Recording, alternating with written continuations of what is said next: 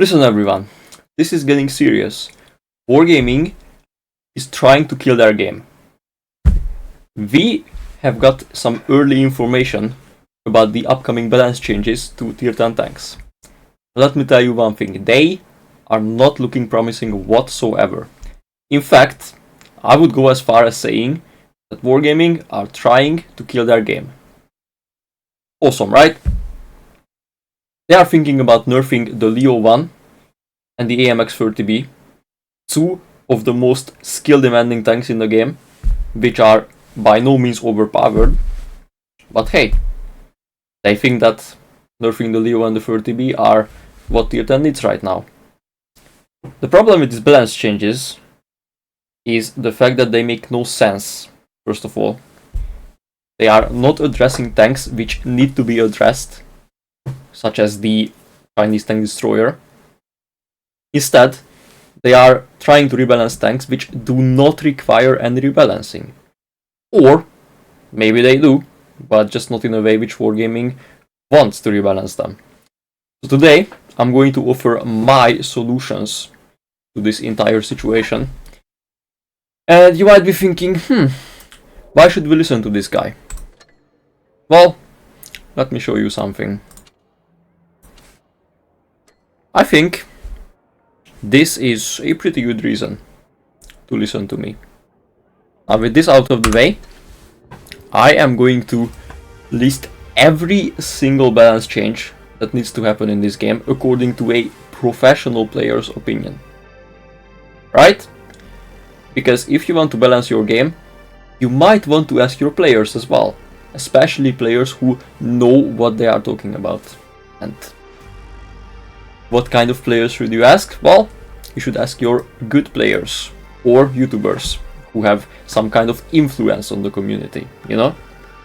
So with all of you guys, all of my 2000 subscribers, we are going to be protesting against these balance changes, and we are going to be coming up with actual balance changes that make sense.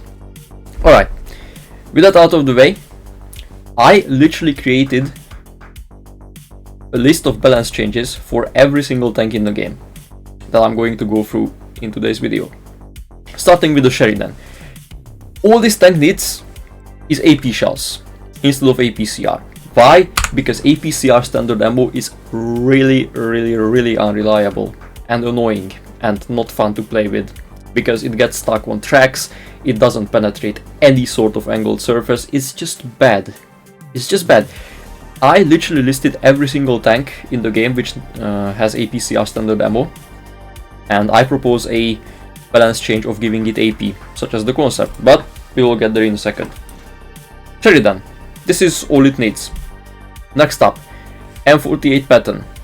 I would nerf the turret cheeks on this tank by 50mm because with the HD model that this tank received a few months ago, the turret actually became really strong. Stronger than what it should be, in my opinion. Therefore, I would nerf the turret cheeks a little bit, just so you can actually pen it with heat shells.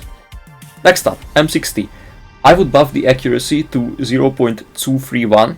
Basically, I would give it the same accuracy as the Leo, just to make it an American Leo, pretty much. I would also buff the top speed from 52 to 55.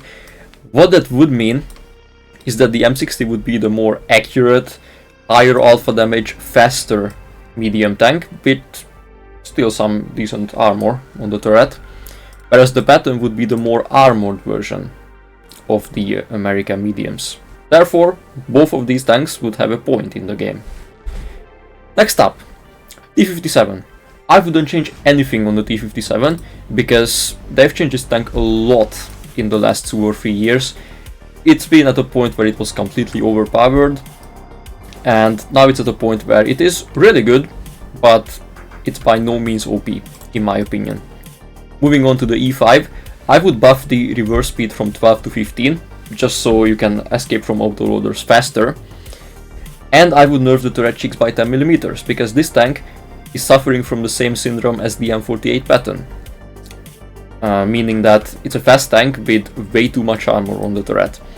A slight nerf to the turret cheeks would make perfect sense in my opinion, and it would not break the tank, or it wouldn't make the tank useless by any means.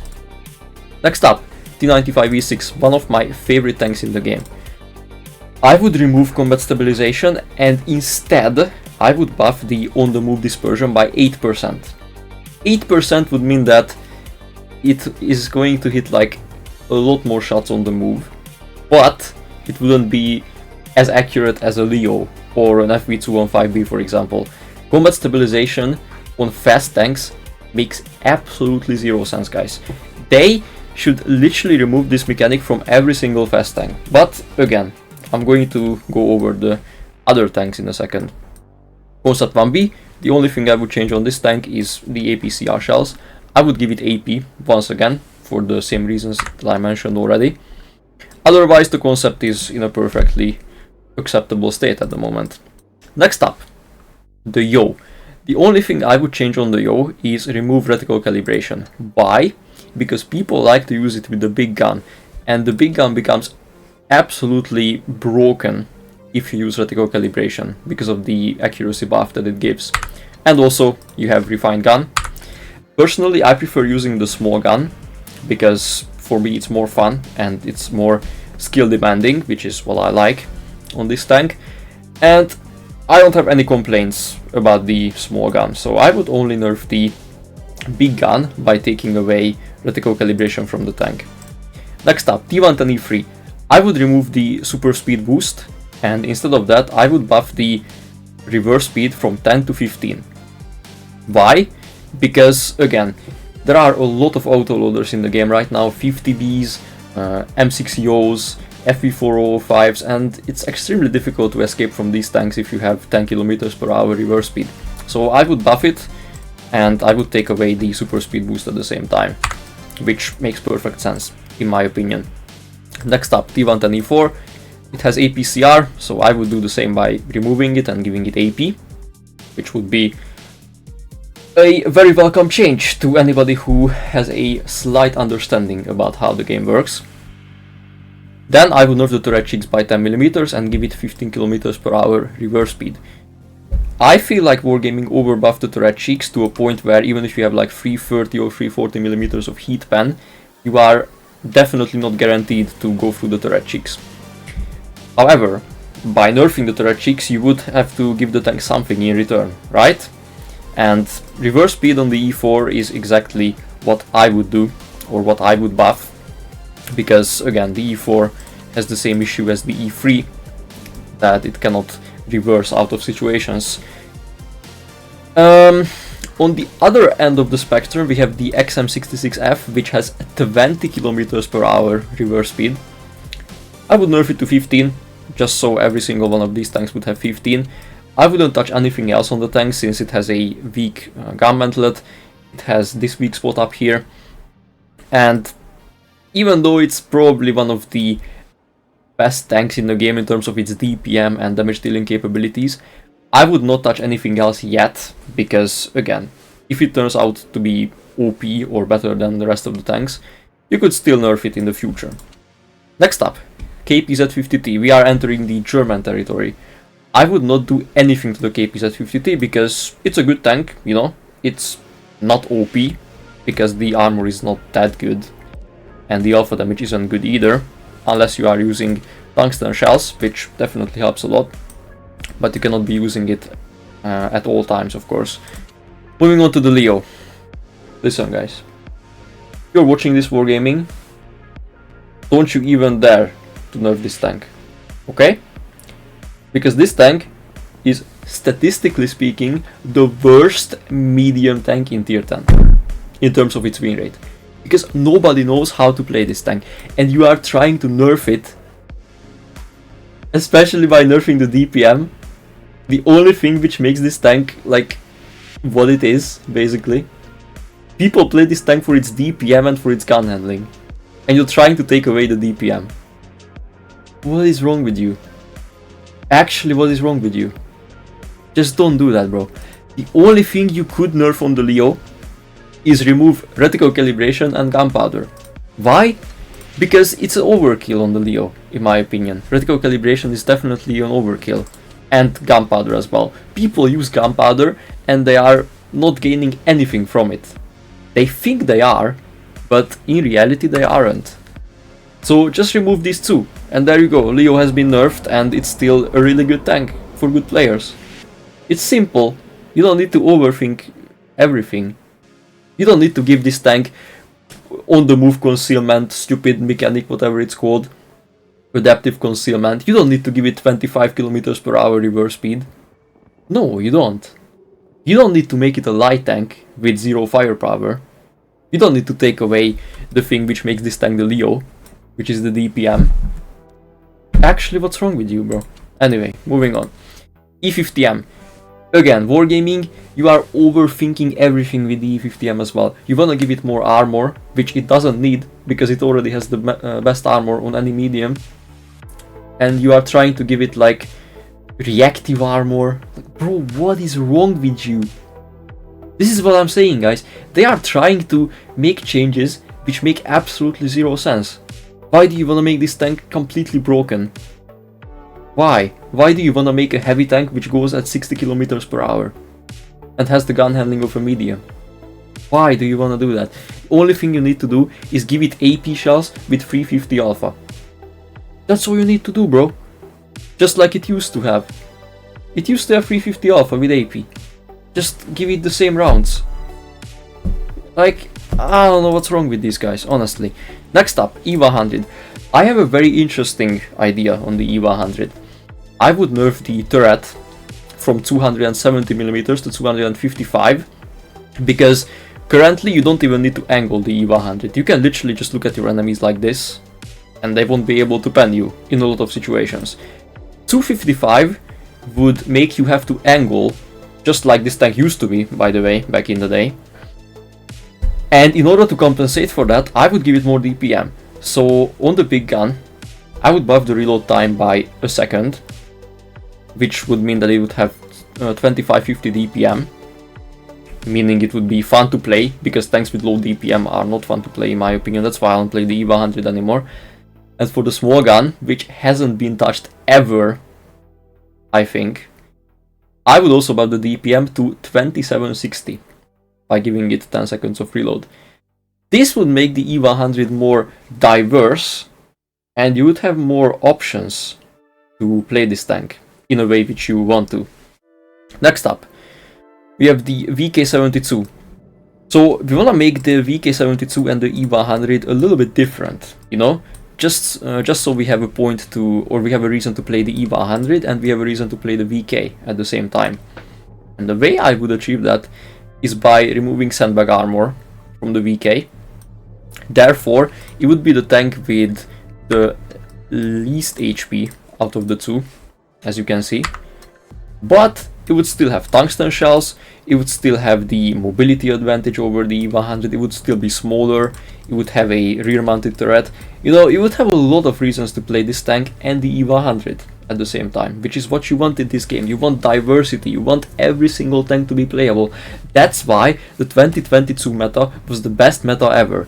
And that's why the current meta is just atrocious. It's literally ass compared to the 2022 meta. It is. I'm just spitting straight facts right now, guys. Like, bruh. Alright, anyway. Next up we have the VK90 versus mouse situation. I would nerf the VK90's lower plate by 10mm, because it's a lower plate, it's supposed to be a weak spot. Other than the lower plate, I wouldn't touch anything else on the tank. Why? Because when we come to the mouse changes, we see that I want to improve the accuracy to 0.277 with refined gun, and I want to give it 2.9k DPM. Why?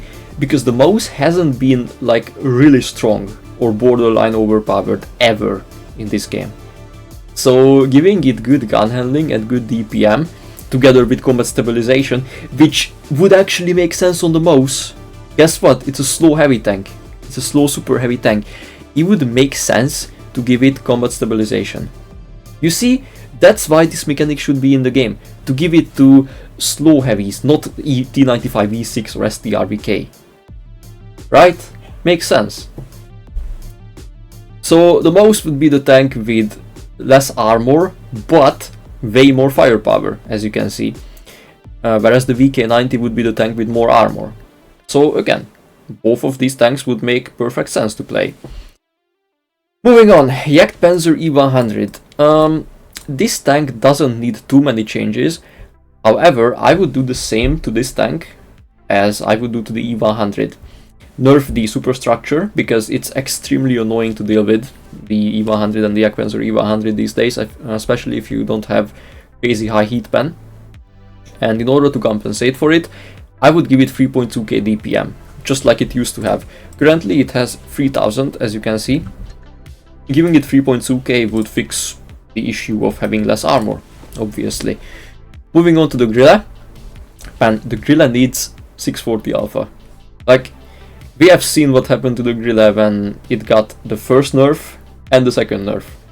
Currently it's sitting at 580 alpha and zero reason to be played, basically. So buff the alpha back to 640 and keep the DPM the same by nerfing the reload to 11.5 seconds. You see, 3.3k DPM, currently it has 3.4k DPM. Same DPM, higher alpha damage, easier to make trades with the Grille. That's it. That's all you need to do with the Grille, bro. Moving on. Russian tanks. Let's see what we have for the Russian tanks. First of all, the T100, I would buff the premium AP pen to 290 from 280. And I would buff the reload time to 559. As you can see, it's a really tiny buff, but it would give it the same DPM as the 907. So what it would do is basically, it would give the T100 the advantage of having the on-the-move concealment of a light tank, of course. And it would give the 907 the advantage of being a medium tank and having reticle calibration. Again, both of these tanks would be perfectly playable, which is what we want to achieve. T100 wouldn't be like crazy broken with like 3 seconds of reload or whatever, but it would make sense to play the T100 and the 907 at the same time. Speaking of the 907, I wouldn't change anything on it, because it doesn't need any changes. It's a perfectly balanced tank in the game right now. It has nice firepower, nice mobility, decent armor for what it is, but it's not OP. It's not OP by any means. What does need some fixing though is the Object 140, because, not gonna lie, the Object 140 kind of fell off after the last changes. I would buff the accuracy on the 140 to 0.231. 0.231 is the accuracy of the Leo, by the way. So I would make the M60 and the Object 140 as accurate as the Leo, just so every nation would have a tank with really good accuracy, right? On top of that, I would give it 7 degrees of gun depression, which would make the turret a little bit more bouncy if you use all of the gun depression, and that's all the 140 needs in my opinion. Next up, IS-7. This tank is perfectly balanced right now, it doesn't need any changes in my opinion, so let's just skip it. IS-4 on the other hand definitely needs some changes and some love, especially from Wargaming, because this tank is not exactly the most fun to play right now. I would remove the super speed boost, and I would nerf the power to weight ratio from 15.5 to 14. These are two changes which Drudels also recommended, by the way. In case you want to check his video with his ideas, you should definitely do so, just to see somebody else's opinion as well, just so you know that I'm not the only person who hates these balance changes. However, to compensate for the less mobility, we need to buff the upper plate back to how it was back in the day. I proposed 20mm of extra armor on the upper plate and 300 extra HP, up to 2.7k. You could buff it by 25, 30, 15. I don't really know which value would be the best, but I just put 20 here because I think 20 would make quite a lot of sense. Next up, Object 260. I would give it AP instead of APCR, which is understandable, I think. And I would buff the heat penetration. This was supposed to be heat penetration from 312 to 330.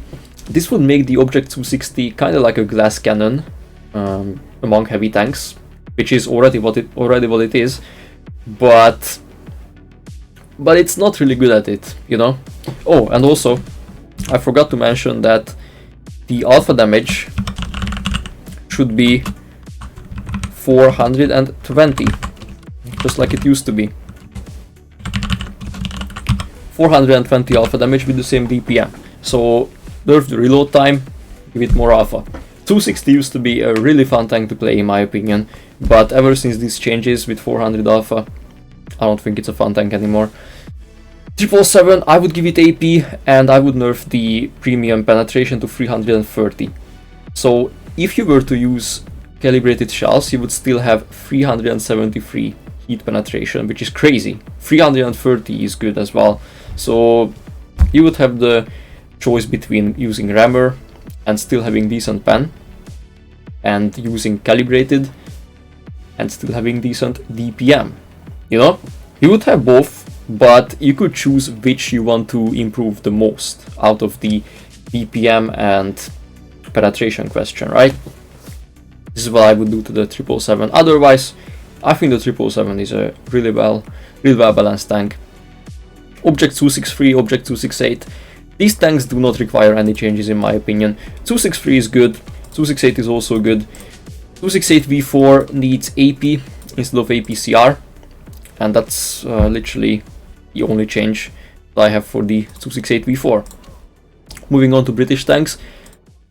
The Vickers needs 350 alpha, guys, let's be honest. Vickers used to shine with 350 alpha, but with 300 it doesn't shine anymore. And because of the 350 alpha buff on AP, we should also buff the alpha to 300 with heat and 450 with HE. In order to compensate for it, we should also nerf the reload time from 5.6 to 6.5, keeping the DPM the same, but giving it more alpha. Guys, having more alpha damage with slower reload time, as opposed to having less alpha with faster reload time, is always better. I mean, just look at the 140, it has 300 alpha, but you cannot always abuse your DPM, right? Even though we have like 3.7k DPM with the 140. Same goes to the Vickers, as you can see. But the problem with the Vickers is the fact that it doesn't even have good DPM, man. Like, it's 3.2k with 300 alpha. It's just not good, man. Moving on to the FE4 202. I would buff the on-the-move dispersion by around 10%, I would say. By 10%. And I would buff the reload time on the hash gun from 6.9 to 6.5 seconds. Because back in the day, this tank used to have 6.5 seconds reload with its hash gun, and I don't understand why they changed it. I think it should have the same reload as it used to. Next up, guys. Again, I'm going to do a rant here, real quick. Wargaming wants to nerf the gun handling of the Chieftain, and they want to give it hash premium.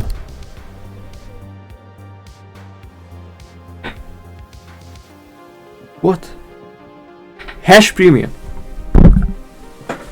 Hash premium without keeping this gun on the tank. The only way they could give this tank hash premium is by making a separate gun for it, while keeping this gun the same. Because this tank does not require any changes, guys. This tank is a fun tank to play, it's a reliable tank with a good gun. It does not require any changes. Don't ruin this tank, don't nerf this tank, don't change this tank for no reason. You do not want to make any stupid changes to this tank. Look, this tank is one of my most played tanks in the game, man. I got this tank like 4 or 5 years ago, and I've been loving it ever since then. I do not want to lose my Chieftain, guys. And objectively speaking, without any personal bias, it's a fine tank. A perfectly fine tank, to be exact. Alright, rant over.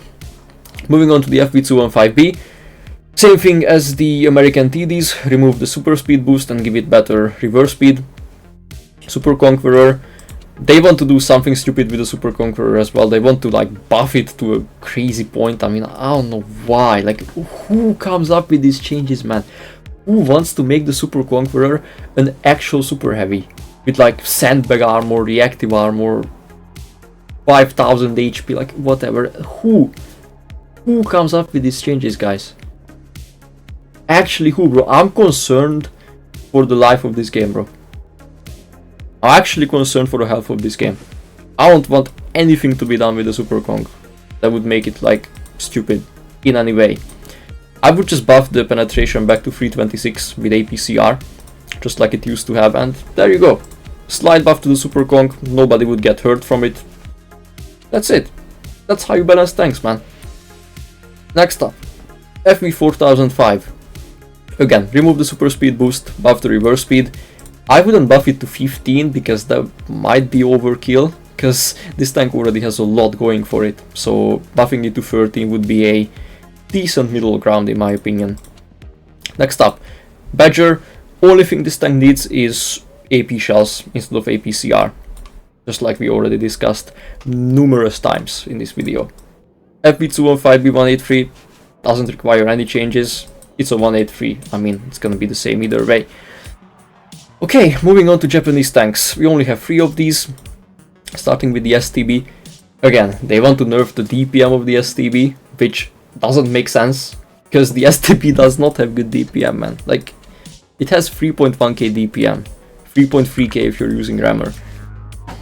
It's not a crazy amount of DPM. The old STB used to have 3.5k DPM, or 3.4k when it had 350 alpha. Just don't nerf the DPM, man.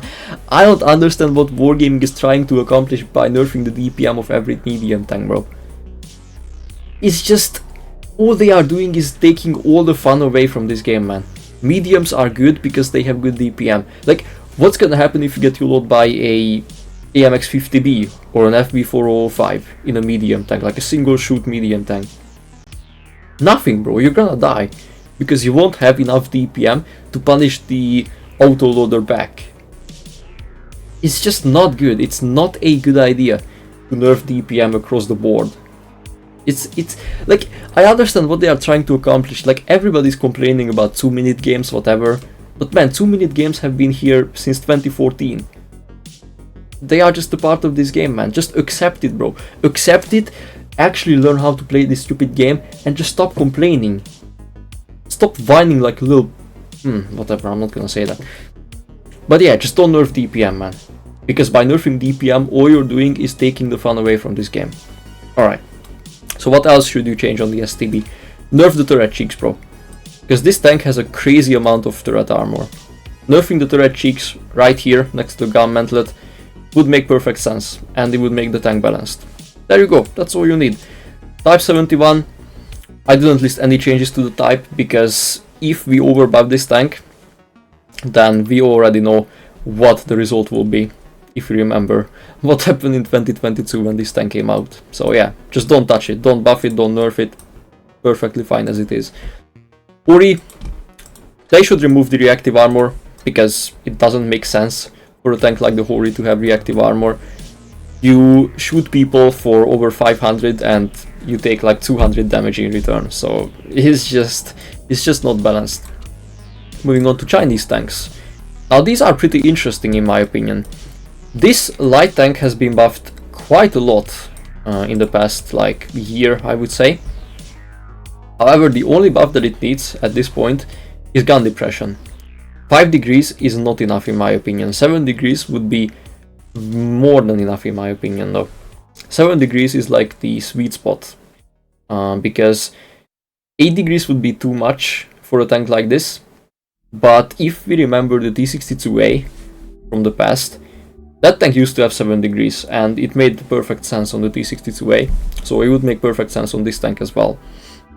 1-1 doesn't require any changes in my opinion. It's a fun tank, it has really nice alpha damage, nice DPM, nice mobility. The armor sucks a little bit, but at the same time, if they buff the armor, then I think it would make the tank a little bit too OP, to be fair. Right, 1-1B. I have a really interesting idea for the 1-1B, guys.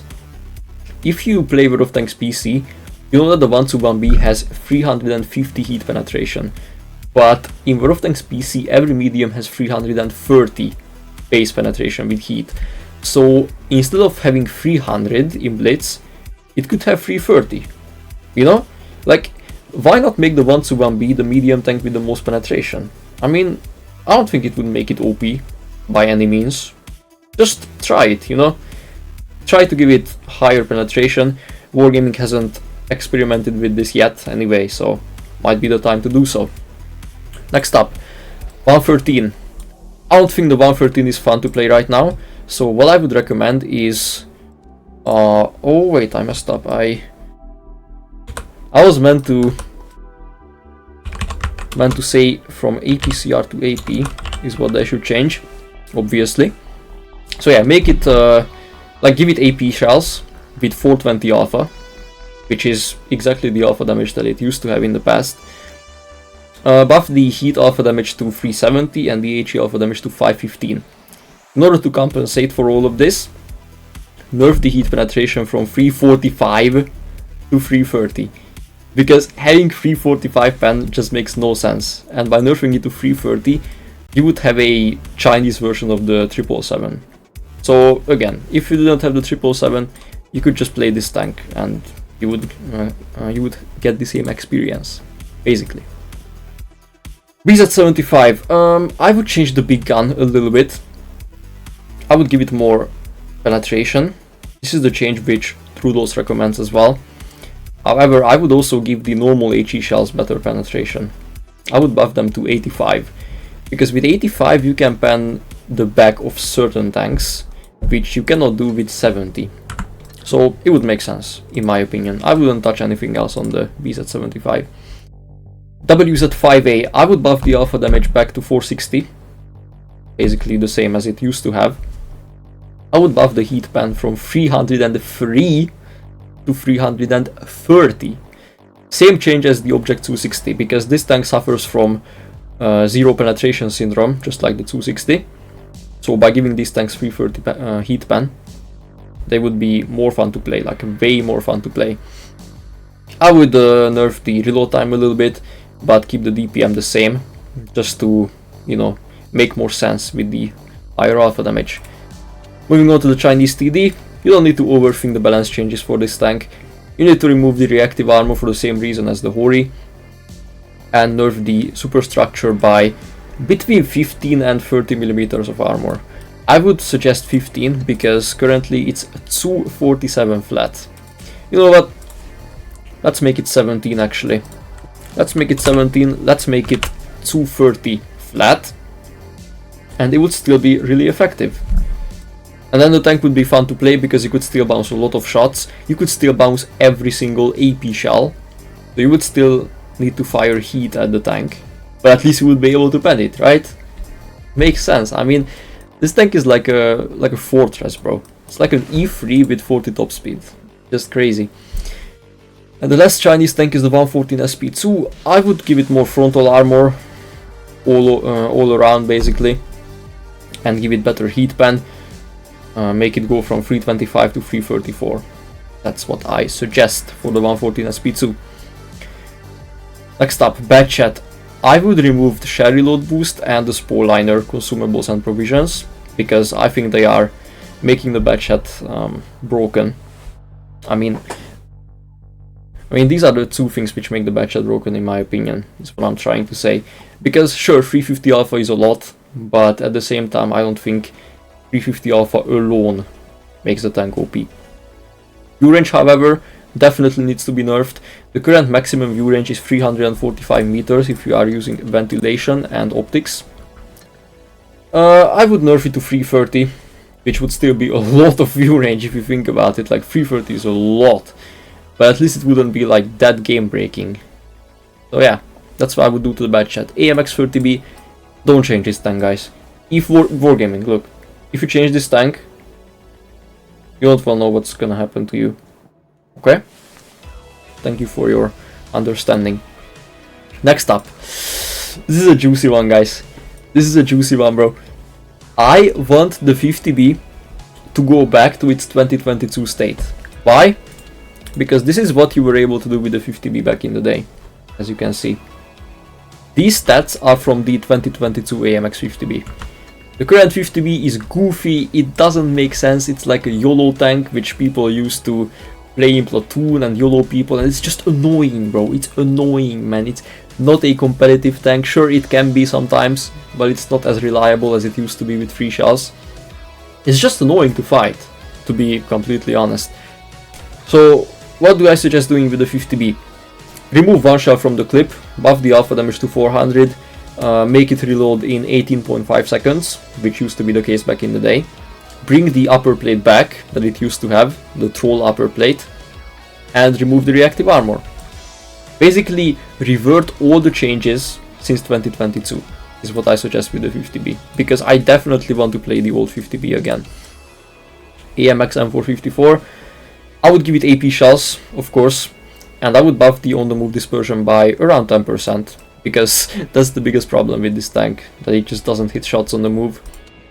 Moving on to the Force 155, I wouldn't change anything on this tank, to be honest. The single shotgun is fine, the double shotgun is also fine. It's not the best tank in the game, but at the same time it's not bad, in my opinion. Okay, moving on to the European tanks. These tanks, believe it or not, don't really require changes in my opinion. Progetto is perfectly fine as it is right now. They want to nerf the Progetto, guys, by the way. They want to nerf the reload on this tank. Why? I don't know. Nobody knows, actually. Not even Wargaming knows why they want to nerf the reload on this tank. They are just stupid, man, let's be honest. Same as the Caro. They want to nerf the reload, but it doesn't require any changes, man. Just keep this tank the same and keep the Progetto the same. Please, keep the TVP the same as well. These tanks are perfectly fine as they are right now. Just don't touch them, bro. Don't touch them, man. People like touching things in 2024 anyway.